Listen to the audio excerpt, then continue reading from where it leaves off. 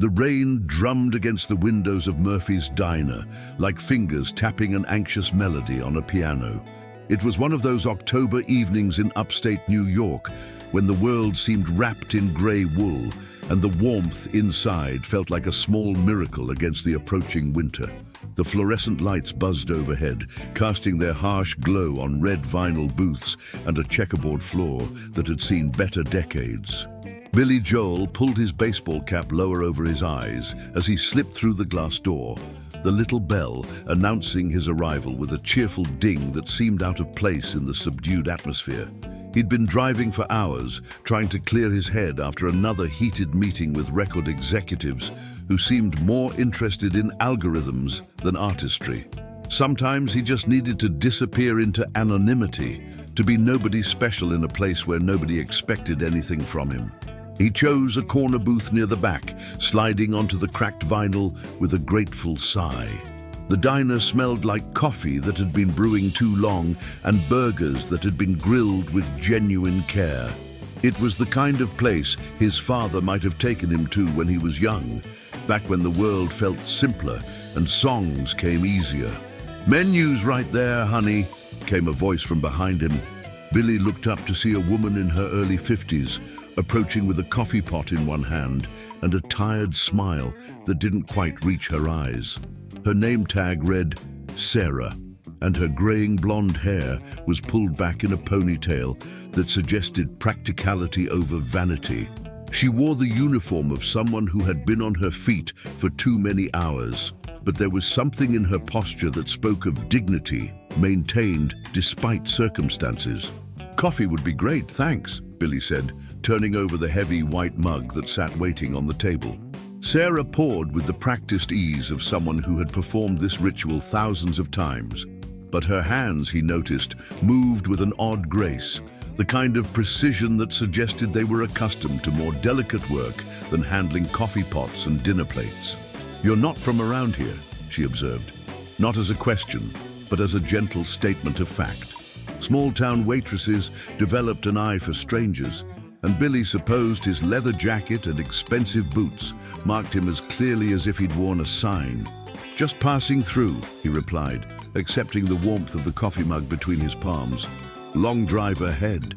Sarah nodded and moved to leave him in peace, but paused when she heard him humming softly under his breath, a melody that seemed to emerge from somewhere deep inside him, unbidden and natural as breathing. For just a moment, her tired expression transformed, and Billy caught a glimpse of something that looked like recognition, or perhaps longing. "That's a beautiful tune," she said quietly, and there was something in her voice that made Billy look up more sharply. It wasn't the casual compliment of a polite waitress, it was the observation of someone who understood music from the inside out. Before he could respond, the diner's atmosphere shifted abruptly. The door chimed again, and 3 people entered with the kind of loud confidence that immediately claimed ownership of any space they occupied. They wore expensive clothes with casual arrogance, a middle-aged man in a suit that probably cost more than most people's monthly rent, flanked by a younger couple who moved like they'd never encountered a door that wasn't held open for them. "God, what a dive!" the woman announced loudly enough for everyone to hear, her voice carrying the particular brand of disdain that only comes with inherited wealth. "Marcus, are you sure this is the only place? I can practically smell the poverty." The man, Marcus apparently, laughed in a way that suggested he found his companion's casual cruelty amusing rather than appalling. "Relax, Victoria. We'll eat quickly and get back to civilization. Think of it as anthropological research." Sarah's shoulders tensed almost imperceptibly, but she approached their table with the same professional courtesy she'd shown Billy. "Good evening, folks. Welcome to Murphy's. Can I start you off with something to drink?" Victoria looked Sarah up and down with the kind of assessment usually reserved for livestock. "Coffee, I suppose, though I doubt it's anything approaching drinkable. And Marcus, darling, please tell me they have something stronger than the local moonshine." "Just coffee for me, too," Marcus said, barely glancing at Sarah. "And bring us menus, though I'm sure we won't find anything that agrees with us." The third member of their party, a younger man who bore enough resemblance to Marcus to be his son, was already on his phone speaking in loud, important tones about stock prices and acquisition deals. "Dad, the Henderson proposal came through. Looks like we can close on their factory next week. 500 jobs, gone just like that," he laughed. "Should have accepted our first offer." Sarah brought their coffee with steady hands, but Billy noticed the slight tremor when she set down the cups. These weren't just rude customers. They were the kind of people who treated service workers like furniture with legs, invisible except when needed. "Excuse me, waitress," Victoria called out, her voice sharp with impatience. "This coffee tastes like it was brewed in a swamp. Can't you people do anything right?" Sarah's face flushed slightly, but she maintained her composure. "I'm sorry about that. I can make a fresh pot if you'd like." "A fresh pot of what? The same terrible beans?" Victoria's laugh was like breaking glass. "Never mind. Just bring us whatever passes for food in this wasteland. Nothing too exotic. I'm sure you wouldn't understand what that means anyway." Billy felt his hands tighten around his coffee mug. He'd encountered plenty of entitled people in the music industry, but there was something particularly venomous about the way these three were treating Sarah. She was handling it with more grace than they deserved, but he could see the cost in the set of her shoulders and the careful blankness of her expression. "You know what I find fascinating," Marcus continued, apparently unaware or uncaring that his voice carried throughout the small diner, "is how some people just accept their station in life. No ambition, no drive to better themselves. They're content to spend their entire existence serving people like us." His son looked up from his phone long enough to sneer. "It's probably for the best, really. Can you imagine if everyone had aspirations? Who would bring us our coffee?" Their laughter was cruel and dismissive, the sound of people who had never known genuine hardship and mistook luck for superiority. Billy watched Sarah's face carefully, seeing her bite back whatever she really wanted to say. Professional servers developed thick skins by necessity, but no one should have to endure such casual humiliation. "I'll have your order out shortly," Sarah said quietly, her voice steady despite the color that had risen in her cheeks. She turned to walk away, but Victoria's voice stopped her. "Oh, and waitress, when you bring our food, try not to drag your knuckles on the floor. We're trying to have a civilized meal." That was the moment something snapped in Billy's chest. He'd spent most of his adult life believing that music was about bringing people together, about finding the common humanity that connected strangers across all the artificial barriers society erected. But sitting here, watching three people casually destroying another person's dignity for their own amusement, he felt a familiar fire ignite, the same anger that had once driven him to write songs about working-class heroes and forgotten dreams. Sarah had frozen mid-step, her back still turned to her tormentors. Billy could see her hands trembling slightly at her sides, and in that moment, he made a decision that would change both of their lives forever. He stood up slowly, his movement deliberate and unhurried. The sound of his boots on the checkerboard floor seemed to echo through the suddenly quiet diner. Marcus, Victoria, and their son looked up with the kind of mild curiosity rich people reserve for unexpected entertainment.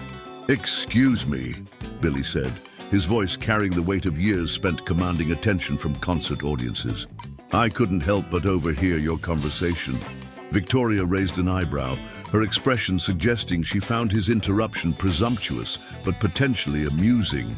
"And you are someone who thinks you owe this lady an apology," Billy replied simply. He didn't raise his voice, didn't posture or threaten. He simply stood there, radiating the kind of quiet authority that comes from genuine confidence rather than inherited privilege. Marcus laughed, a short barking sound. "Oh, this is rich. The local yokel wants to play White Knight. How absolutely precious." "What's precious," Billy said, still in that same measured tone, "is three people who probably couldn't make a cup of coffee to save their lives insulting someone who's been working hard all day to make them comfortable. What's precious is grown adults who think money gives them the right to treat other human beings like garbage. The younger man put down his phone, apparently recognizing that something interesting might be happening. Look, friend, I don't know who you think you are, but you're way out of your league here. We're the Henderson family. Maybe that means something even in this godforsaken corner of nowhere. Billy felt something cold settle in his stomach. Henderson. The name was familiar, though he couldn't immediately place why. But the casual arrogance in the young man's voice, the assumption that their family name should inspire automatic deference, told him everything he needed to know about their character. The Henderson family, he repeated slowly. Well, I'm Billy Joel, and I've never heard of you. The silence that followed was profound. Victoria's face went through several interesting color changes, from pale to red to a kind of sickly yellow. Marcus's mouth opened and closed like a fish gasping for air.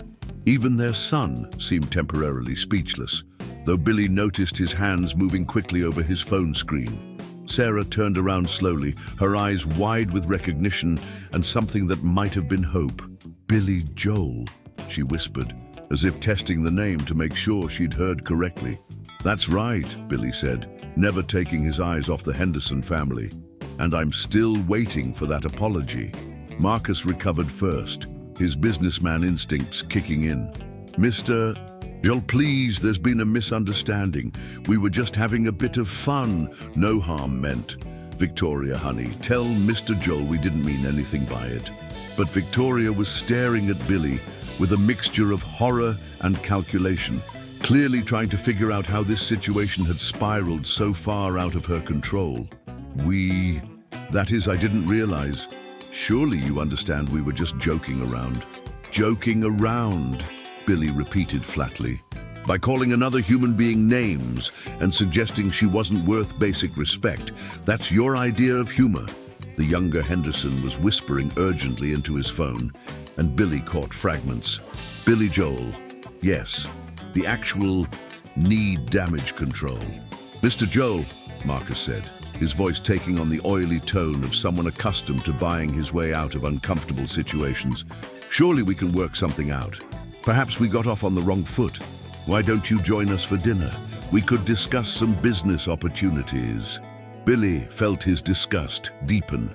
These people truly believed that everything, respect, dignity, human decency, was for sale. That the right combination of money and influence could erase any behavior, no matter how reprehensible. I'll tell you what, Billy said, his voice gaining a dangerous edge. Why don't you stand up, walk over to Sarah here, and offer her a genuine apology for your behavior? Not because I'm Billy Joel, but because it's the right thing to do. The three Hendersons exchanged glances, clearly uncomfortable, but still convinced they could manipulate their way out of the situation. Victoria attempted a smile that looked more like a grimace. Of course, Mr. Joel. Sarah, was it? I'm terribly sorry if our conversation upset you. We were just being silly. Sarah looked at the offered apology with the expression of someone who'd been handed a counterfeit bill. Thank you, she said quietly, but Billy could hear the hollowness in her voice. That's not an apology, Billy said firmly. That's damage control. Try again. Marcus stepped forward, his businessman's mask slipping slightly. Now see here, Mr. Joel. We've said we're sorry. What more do you want? I want you to understand that your words have consequences, Billy replied. That every person you encounter deserves to be treated with dignity, regardless of their job or their bank account or their last name. I want you to recognize that Sarah here is worth 10 of any of you. The young Henderson finally looked up from his phone, and there was something different in his expression, a kind of panicked urgency. Dad, we need to leave. Now. Why? Marcus demanded. Because some musician is lecturing us about manners? Because, his son said, his voice tight with barely controlled panic, I just got off the phone with Jameson. The Billy Joel concert deal we've been negotiating for the casino, it's worth $460 million over 5 years, and according to his people, Mr. Joel has very specific contract clauses about artist dignity and respect for working people. They're reviewing our behavior tonight. The color drained from Marcus's face so quickly that Billy thought he might faint. Victoria made a small, choking sound, like someone who'd just swallowed something unpleasant. The magnitude of their potential loss was clearly dawning on them. 460 million, Billy repeated thoughtfully. That's a lot of money to lose over treating a waitress like dirt. Marcus stepped forward, his voice now openly desperate. Mr. Joel, please, let's be reasonable here. We made a mistake, we admit it. But surely you wouldn't cancel a deal of that magnitude over a simple misunderstanding. Billy looked at him for a long moment, then turned to Sarah. What do you think, Sarah? Does their apology seem genuine to you?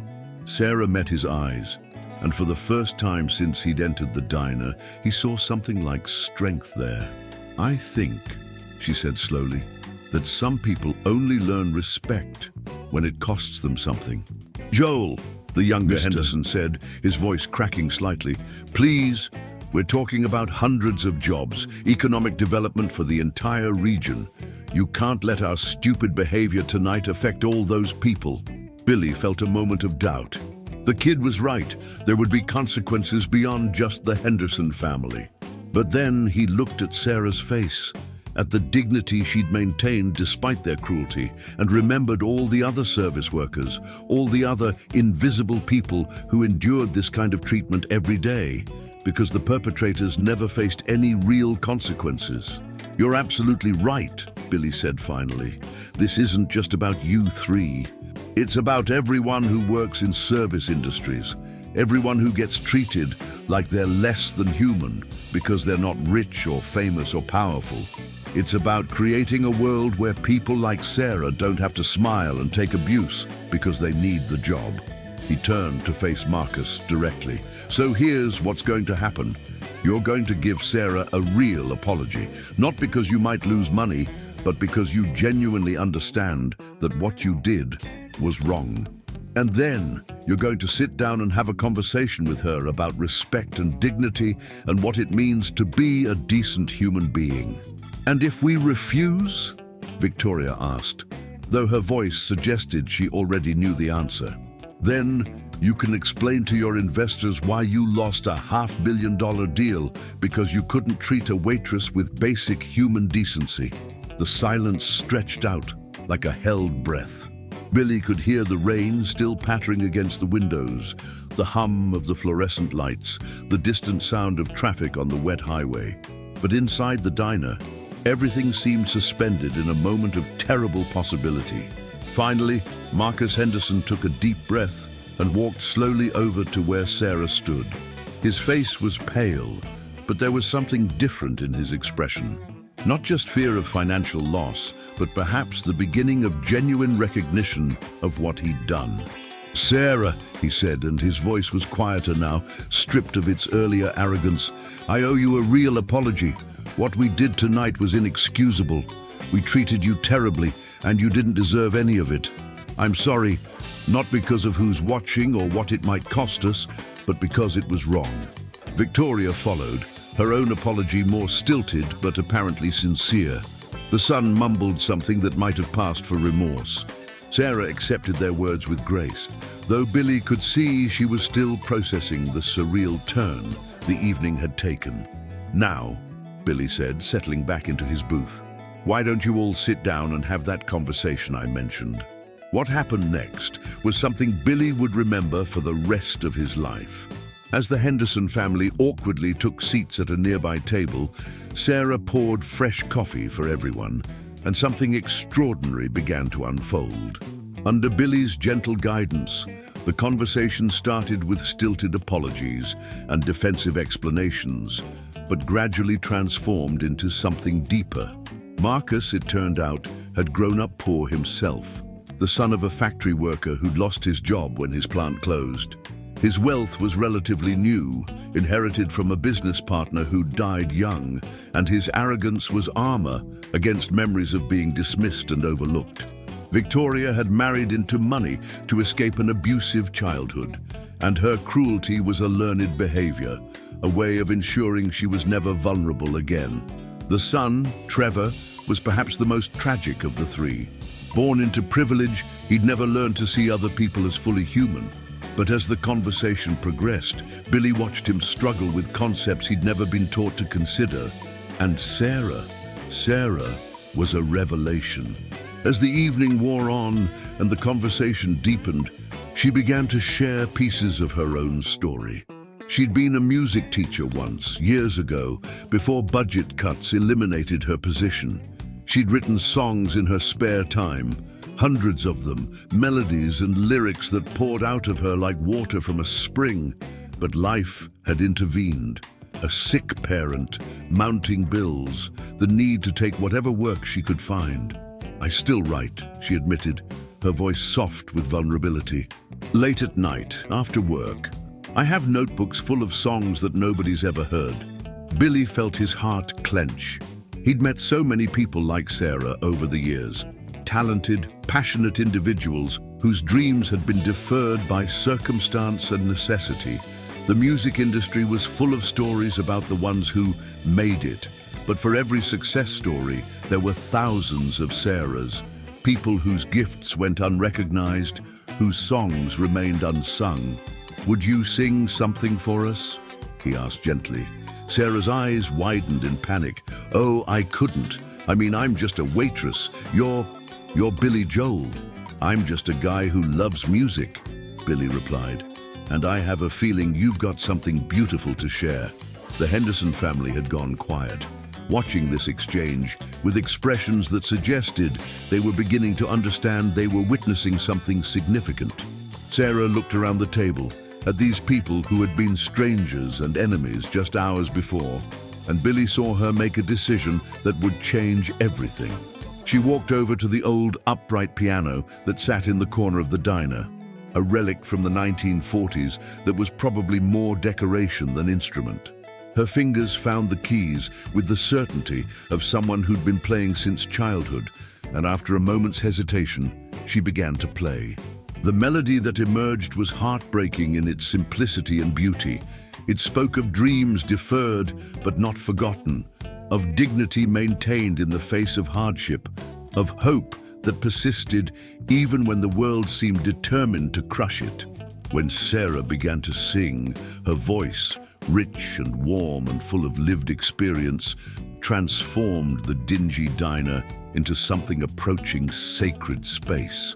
"I've been serving coffee and dreams to strangers who don't see my face. But every night when the work is done, I find my secret, sacred place where the melodies live and the stories grow in the silence between what I say and know that someday someone will hear my song and understand I've been strong all along." When she finished, the silence was profound. Billy felt tears on his cheeks and didn't bother to wipe them away. Marcus Henderson was staring at Sarah as if seeing her for the first time, which, in many ways, he was. Victoria had her hand pressed to her mouth, her eyes wide with recognition of something she'd almost helped destroy. Even Trevor seemed moved, his usual detached arrogance replaced by something approaching awe. "Sarah," Billy said softly, "that was extraordinary." She blushed and started to deflect, but he held up a hand. "No, don't minimize it. That song, it's everything I've been trying to capture in my own music for 40 years. The dignity of ordinary people, the dreams that keep us going, the strength it takes just to get through each day with your humanity intact." He stood up and walked over to where she sat at the piano. "I want to help you record that song. I want to help you record all of your songs. The world needs to hear what you have to say." Sarah's eyes filled with tears. "But I'm nobody special. I'm just a waitress who writes songs." "You're an artist who happens to wait tables," Billy corrected gently. "There's a big difference." Marcus Henderson cleared his throat awkwardly. "Sarah, we owe you more than an apology. What we did tonight, how we treated you, we could have driven away one of the most talented people I've ever encountered. If there's anything we can do to make amends..." Billy looked at him thoughtfully. "Actually, Marcus, there might be something."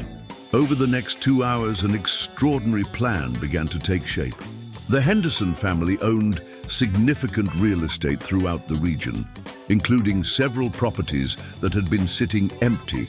What if they converted one of those spaces into a recording studio? What if they provided funding for local musicians and artists who needed support?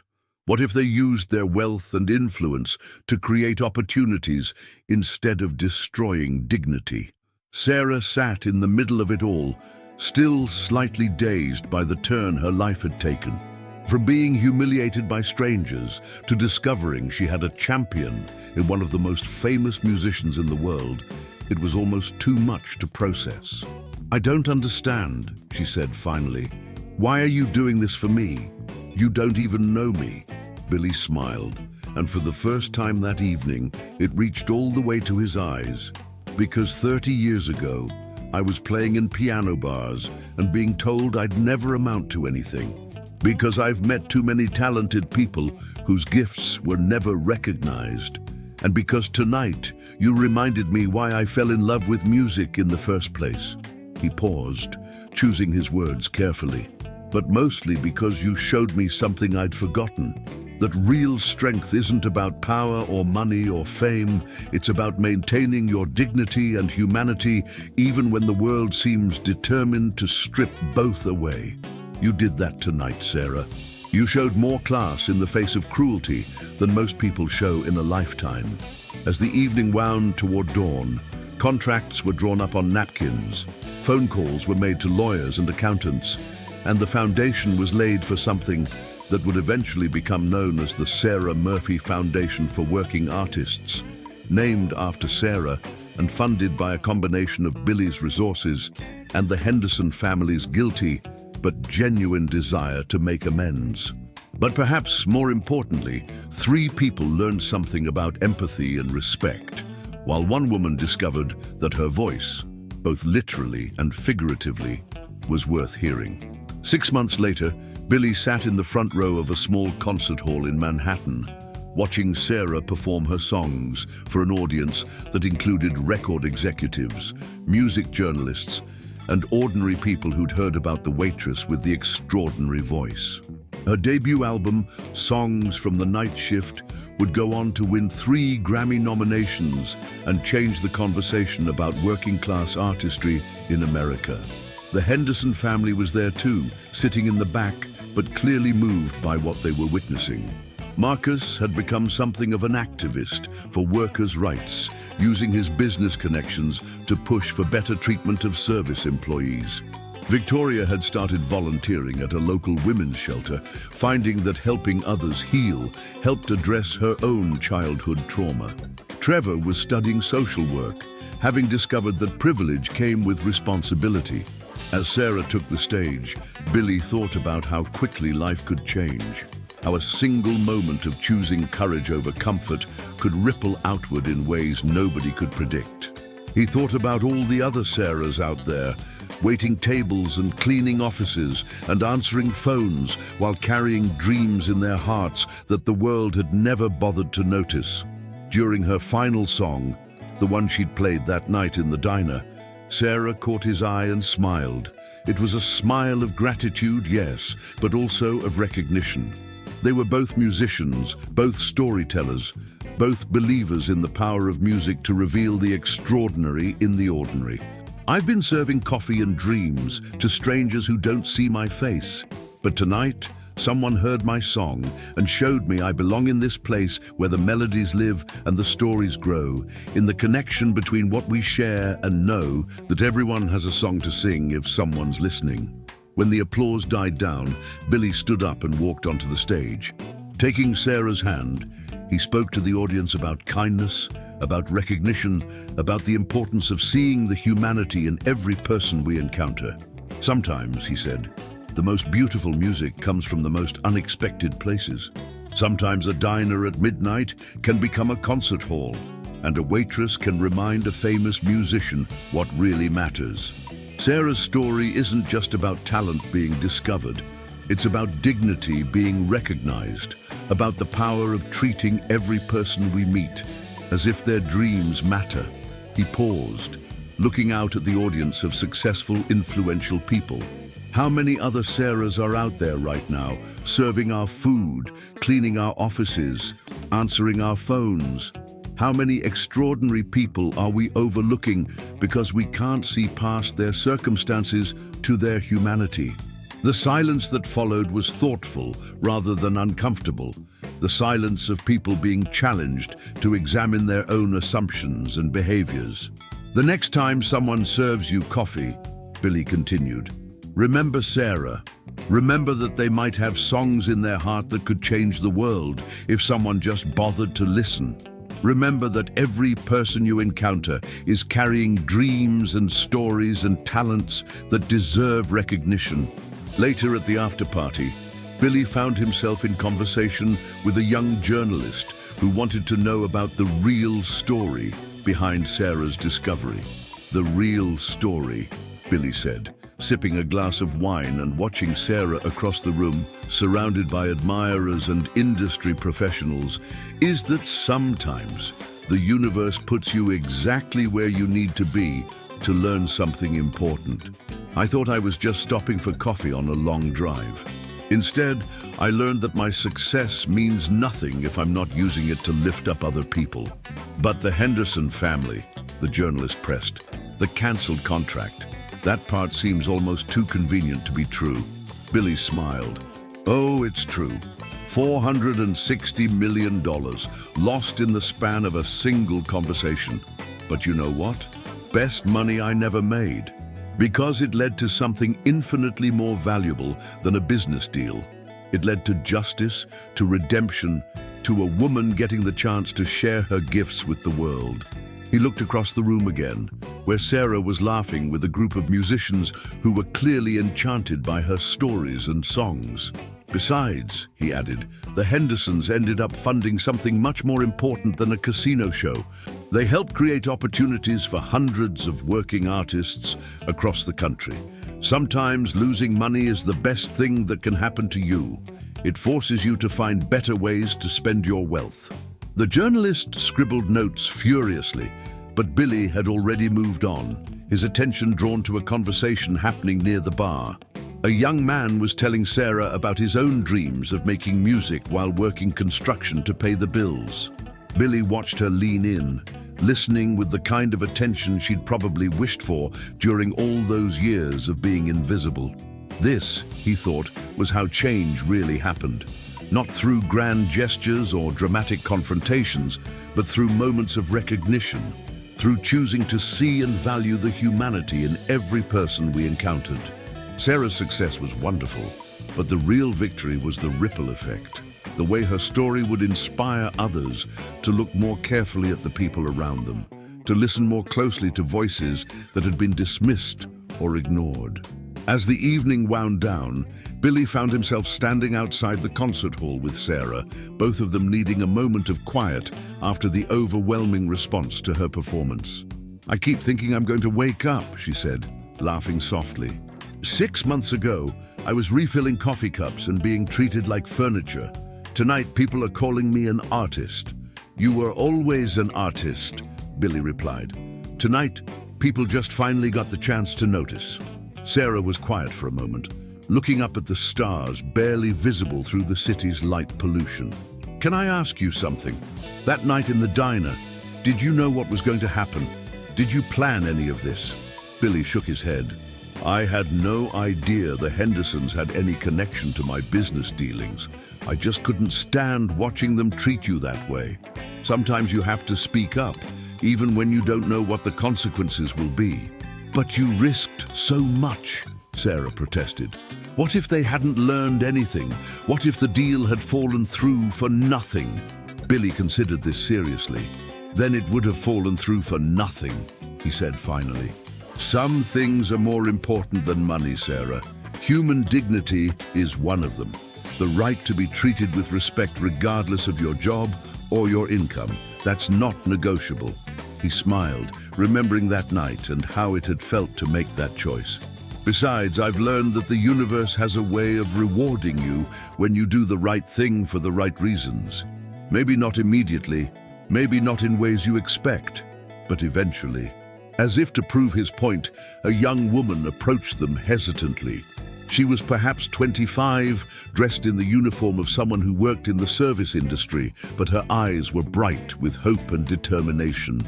"Excuse me," she said to Sarah.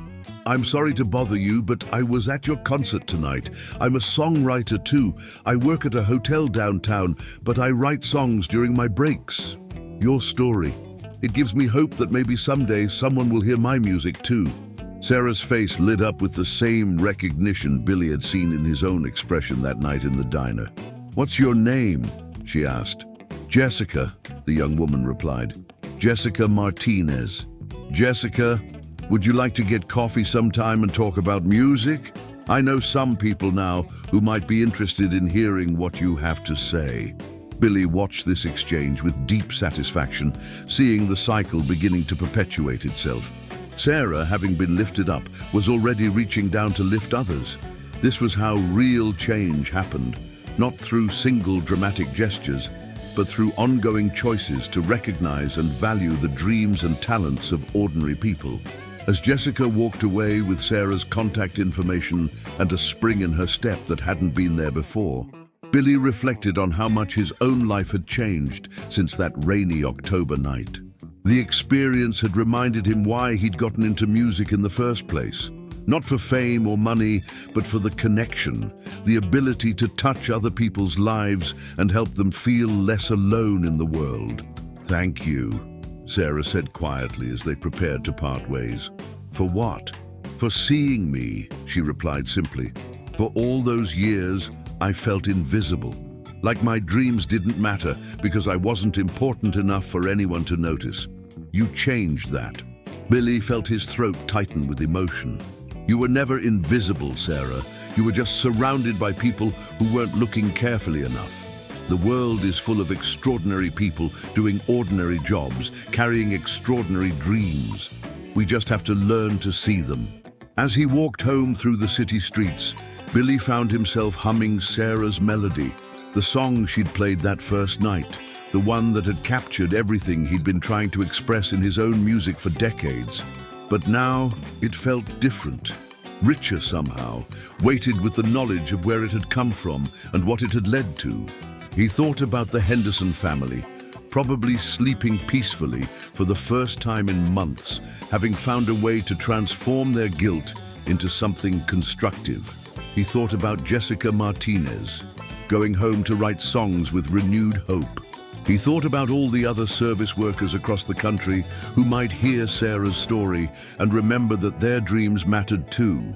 And he thought about that moment in the diner when he'd had to choose between comfort and courage, between staying silent and speaking up. It had seemed like such a small decision at the time, just asking 3 rude customers to apologize to their waitress. But small decisions, he'd learned, often had the biggest consequences. The rain had started again, gentle drops that caught the streetlight and reminded him of that October evening when his life had intersected with Sarah's in the most unexpected way. He pulled his jacket closer and quickened his pace, already looking forward to getting home and working on some new music.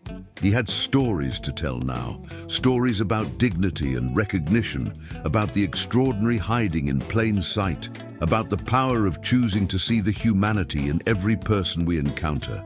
Behind him, the concert hall glowed with warm light, and somewhere in the city, a young woman named Jessica Martinez was probably writing songs about hope and possibility. Somewhere else, a former waitress named Sarah Murphy was planning her next album, thinking about all the other invisible artists she wanted to help discover. And in a mansion across town, 3 people who had learned something important about respect and empathy were probably sleeping better than they had in years, having discovered that wealth was only meaningful when it was used to lift others up rather than tear them down. The world, Billy thought as he walked through the gentle rain, was full of moments like this.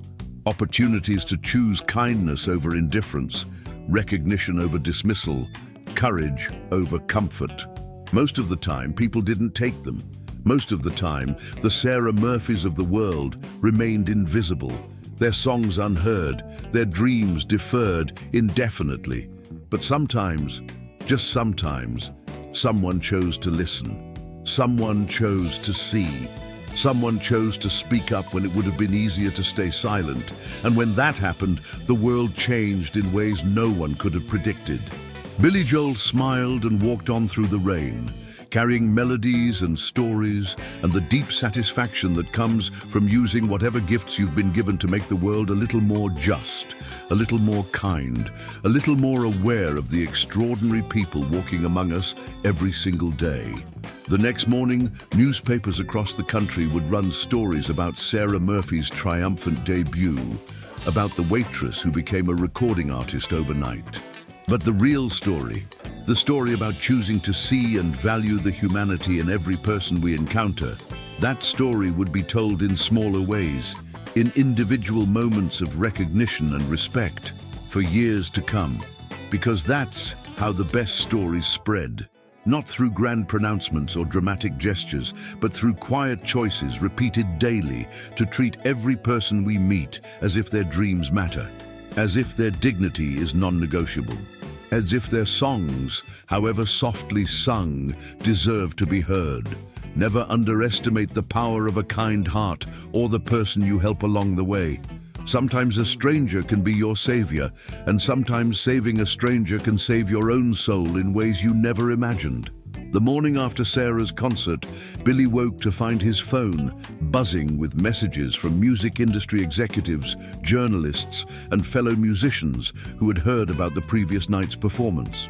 But the message that caught his attention was from an unexpected source. Trevor Henderson, the young man who had been part of that terrible scene in Murphy's diner 6 months earlier.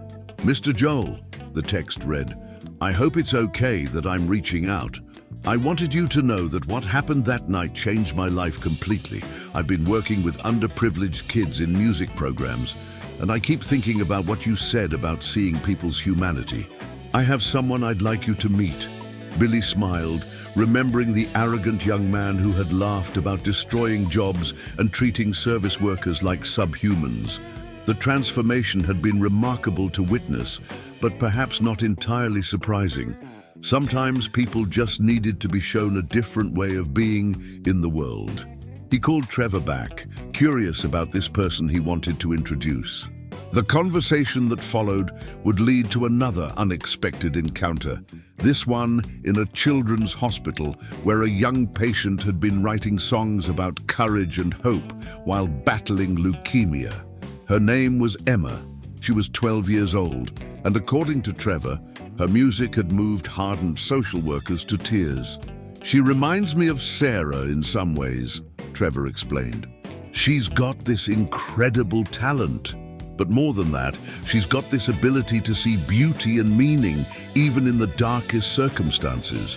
The other kids in the oncology ward gather around her bed when she plays guitar.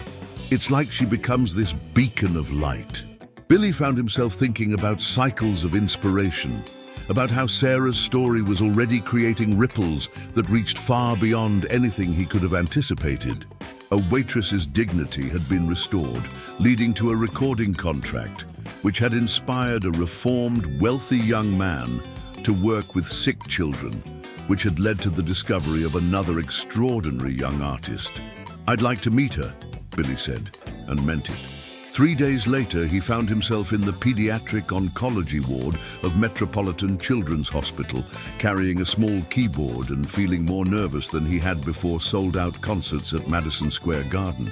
There was something about the prospect of meeting a child facing mortality with such grace and creativity that humbled him in ways fame and success never could. Emma Torres was small for 12, made smaller by the hospital bed and the medical equipment that surrounded her. But her eyes were enormous and bright with intelligence, and when she smiled at his arrival, Billy felt his heart both break and soar simultaneously. "You're really Billy Joel?"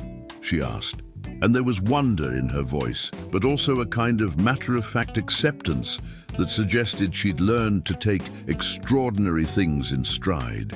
"I'm really Billy Joel," he confirmed, settling into the chair beside her bed. "And you're really Emma, the girl who's been writing songs that make grown-ups cry." Emma laughed, a sound like silver bells that seemed to brighten the sterile hospital room. "I don't try to make people cry. I just write about what I see and feel." Trevor says that's what real artists do. Over the next 2 hours, Billy listened to Emma play songs on her small acoustic guitar, songs about friendship in the face of fear, about finding hope in small moments, about the way nurses' smiles could light up dark days. Her voice was pure and clear, untrained but utterly authentic, and her lyrics displayed a wisdom that most adults never achieved. But it wasn't just her music that moved Billy. It was the way other children drifted into the room during her performance, drawn by the sound of her guitar and the warmth of her presence. Kids with IVs attached to their arms, with bandaged heads and pale faces, all gathering around Emma's bed like she was some kind of pint-sized Pied Piper. "Emma writes a song for everyone," explained a little boy named Marcus, who couldn't have been more than 7. "She wrote one for me about being brave when the medicine makes you feel yucky. And she wrote one for me about missing my dog," added a girl with a bright purple scarf wrapped around her head. "It made me feel less homesick." Billy watched Emma's face as the other children spoke, seeing the kind of joy that comes from using your gifts to serve others. This child, facing her own mortality, dealing with treatments and procedures that would challenge most adults, had found a way to use her music to comfort and inspire other sick children. "Emma," he said softly, "would you like to record some of these songs? I think there are people outside this hospital who could benefit from hearing them." Her eyes widened. "Really? You think my songs are good enough?" "I think your songs are necessary," Billy replied, and he meant it with every fiber of his being. What followed was unlike any recording session Billy had ever been part of. They set up equipment in the hospital's chapel, transforming the quiet spiritual space into a makeshift studio. Emma's parents, a construction worker father and a teacher mother who had been taking turns sleeping in hospital chairs for 3 months, watched with tears in their eyes as their daughter's voice filled the sacred space. But the real magic happened when other children began joining in. What started as Emma's solo album became something larger, a collaborative effort featuring the voices of kids fighting battles that most adults couldn't imagine. They sang about courage and friendship, about the kindness of strangers and the power of hope, about finding light in the darkest places. The album, eventually titled Songs from the Healing Place, would become a phenomenon unlike anything the music industry had ever seen. But more importantly, it would establish a new foundation, the Emma Torres Foundation for Young Artists Facing Medical Challenges, funded by proceeds from the album and donations from people moved by these children's stories. Sarah Murphy was heavily involved in the foundation from the beginning, having discovered that her own success was most meaningful when it was used to lift up others. She worked with Emma to establish music therapy programs in children's hospitals across the country, teaching other young patients to use songwriting as a tool for processing their experiences and connecting with others facing similar challenges. The Henderson family, continuing their journey toward redemption, provided significant funding for the foundation and used their business connections to create partnerships with hospitals and medical centers nationwide. Marcus Henderson, in particular, seemed transformed by his work with the foundation, having discovered that using wealth to heal rather than exploit gave his life a meaning he'd never experienced before. 6 months after Emma's album was released, Billy found himself back in Murphy's Diner, the place where it all started. The little restaurant had become something of a pilgrimage site for musicians and music lovers, drawn by the story of Sarah's discovery and transformation. But tonight, Billy was there for a different reason. Emma Torres, now in remission and stronger than she'd been in a year, was performing a benefit concert to raise money for the hospital that had saved her life. The diner had been cleared of its regular tables and chairs, replaced with rows of seats facing the old upright piano where Sarah had first shared her song. As Billy watched Emma take the stage, if you could call the small cleared area near the piano a stage, He marveled at how much had changed since that rainy October night when he'd stopped for coffee and witnessed three strangers humiliating a hard-working waitress. Sarah was in the audience, sitting next to Jessica Martinez, who had recently signed her own recording contract after Sarah connected her with industry contacts. The Henderson family was there too, looking proud and humble in equal measure, having learned to find joy in lifting others up rather than tearing them down. But perhaps most importantly, the audience was filled with ordinary people. Service workers and teachers, nurses and construction workers, all the invisible heroes whose stories rarely got told, but whose dreams and dignity mattered just as much as anyone else's. Emma began her performance with a new song, one she'd written specifically for this evening.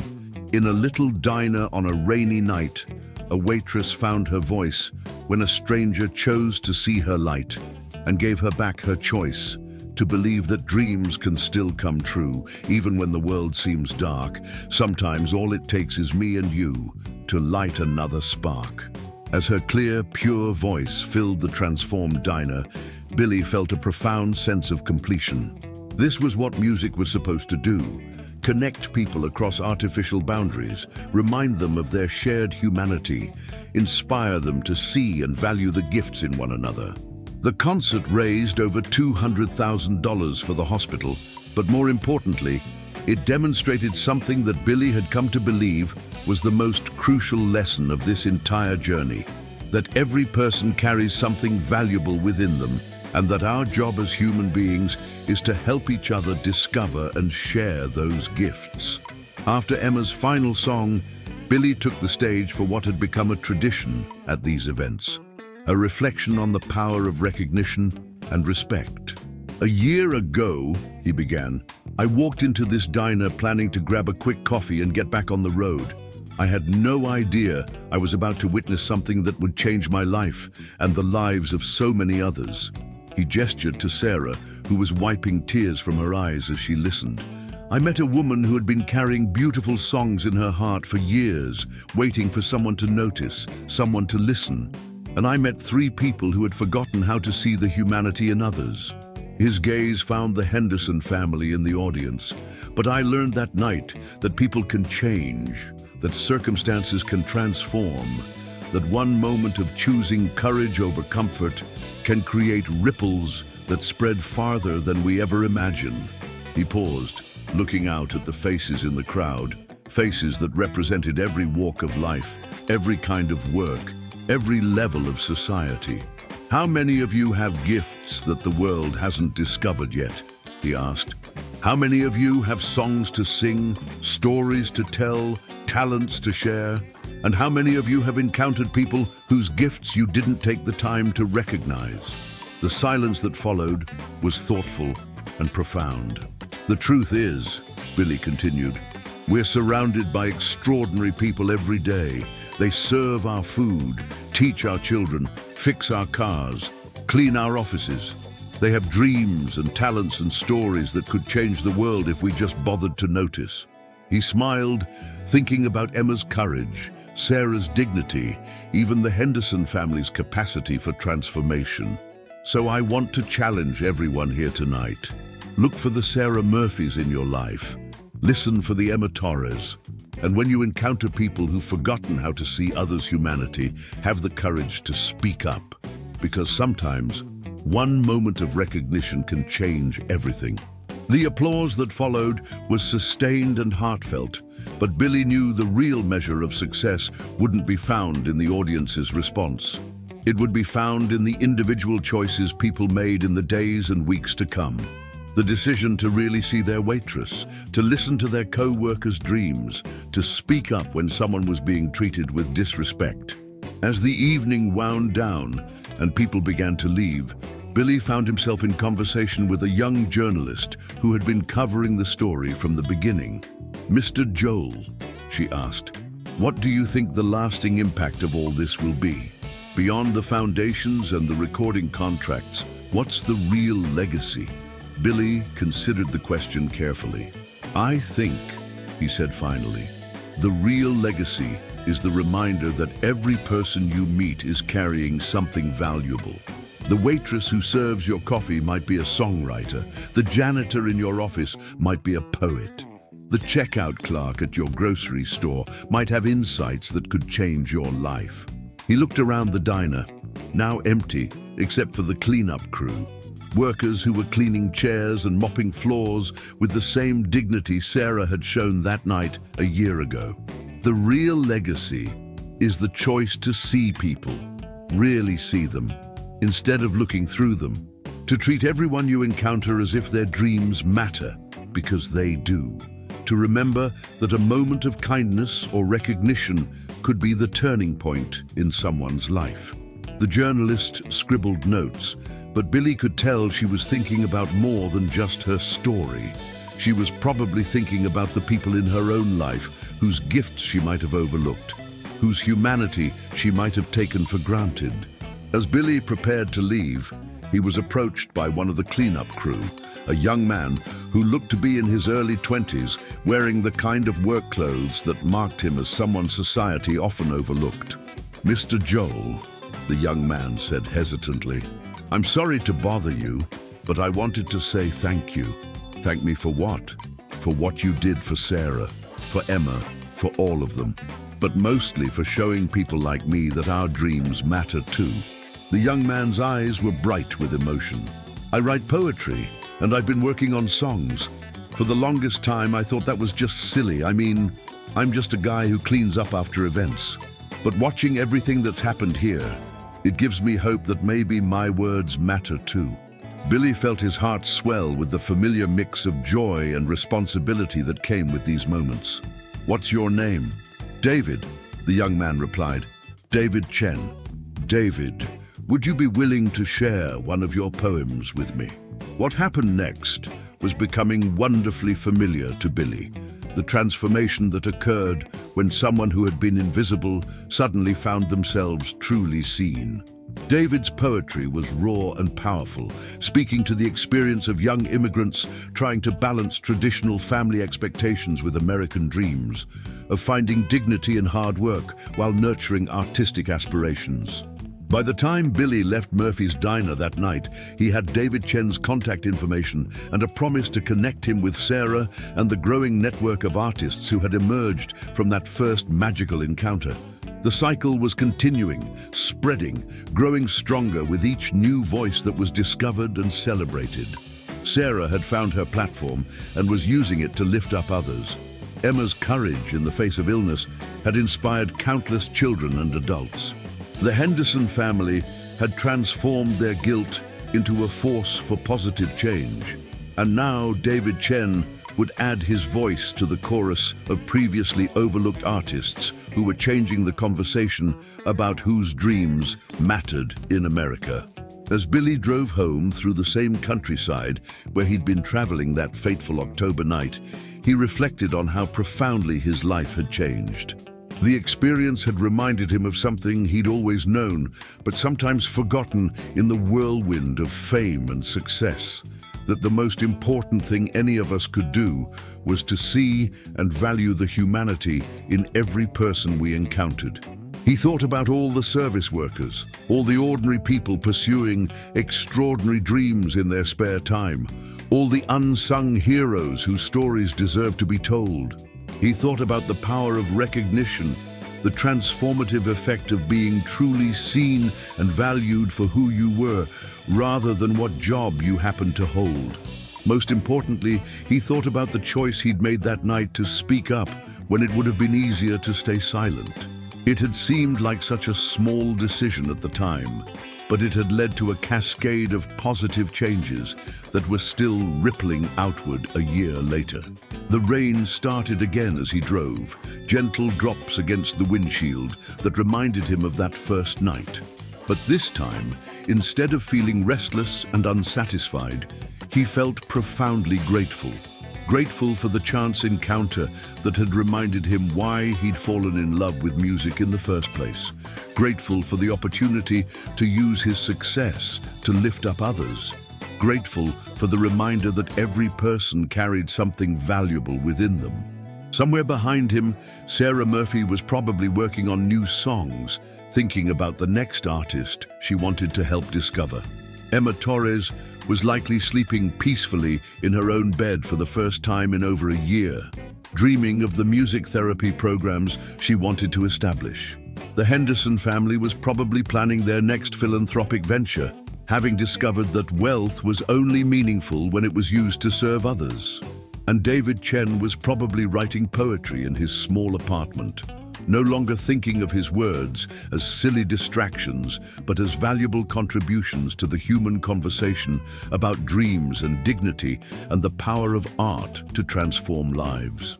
The world was full of David Chens and Sarah Murphys and Emma Torres, extraordinary people disguised as ordinary workers, carrying gifts that could change everything if someone just bothered to notice. The challenge wasn't finding these people. They were everywhere, serving coffee and cleaning floors and teaching children and answering phones. The challenge was learning to see them, to value them, to create opportunities for their gifts to be shared. Billy Joel smiled as he drove through the gentle rain, carrying melodies and memories and the deep satisfaction that came from using whatever gifts you'd been given to make the world a little more just, a little more kind, a little more aware of the extraordinary hiding in plain sight. Behind him, Murphy's diner sat quiet in the darkness, but the stories it had spawned continued to spread. Stories about dignity and recognition, about the power of treating every person as if their dreams mattered, about the magic that could happen when someone chose courage over comfort and kindness over indifference. Never underestimate the power of a kind heart or the person you help along the way. Sometimes a stranger can be your savior, and sometimes the most beautiful music comes from the most unexpected places. All it takes is the willingness to listen, to see, to recognize the extraordinary in the ordinary, and to understand that every person you meet is carrying something valuable. A song, a story, a dream that could change the world if someone just gave them the chance to share it. The rain continued to fall, washing the world clean and preparing it for whatever magic tomorrow might bring. And somewhere in the distance, someone was probably writing a song about hope and possibility, waiting for the moment when the right person would hear it and understand that they had encountered something truly special. The story continues with every choice we make to see rather than overlook, to lift up rather than tear down, to remember that the person serving our coffee or cleaning our office or teaching our children might just be carrying the next great song, the next important story, the next reminder of what it means to be beautifully, powerfully human. If you've been moved by this story, please take a moment to like this video, subscribe to our channel, and share your own experiences in the comments below. Have you ever encountered someone whose gifts weren't recognized? Have you been that person yourself? What small act of kindness or recognition has made a difference in your life? Your stories matter, and we'd love to hear them. Remember, we're all connected by the simple truth that every person we meet is carrying something valuable. We just have to take the time to notice.